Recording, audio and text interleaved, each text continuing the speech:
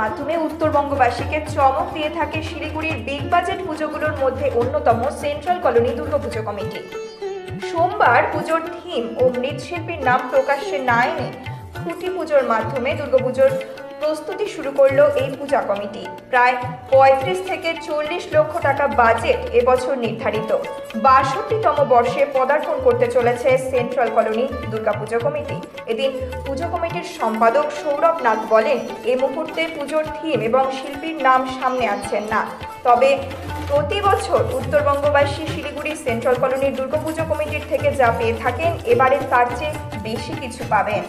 Central colony Durga Puja committee আমরা এবছর 62তম বর্ষ শারদোৎসব আমরা উদযাপন করতে চলেছি।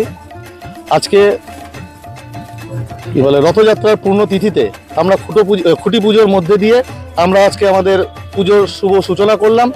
আজকে খুঁটি পুজো হয়ে গেল এবং আগামী দিনে আমাদের কাজ হতে থাকবে এবং আমরা থিমের নাম আজকেই প্রকাশ করছি না, আমরা আগামী দিনে আপনাদের মাধ্যমে আমরা থিমের নাম জানিয়ে দেব।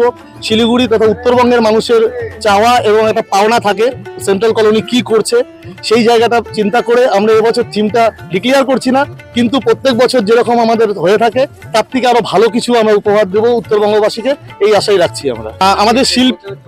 আমাদের শিল্পী কলকাতার বিশিষ্ট শিল্পী এবং তার কলকাতা শুধু নয় গোটা রাজ্য জুড়ে তার একটি নাম আছে। তাকে বাই নেম এবং তার শিল্পকলাকে গোটা উত্তরবঙ্গ জানে এবং গোটা পশ্চিমবঙ্গ জানে।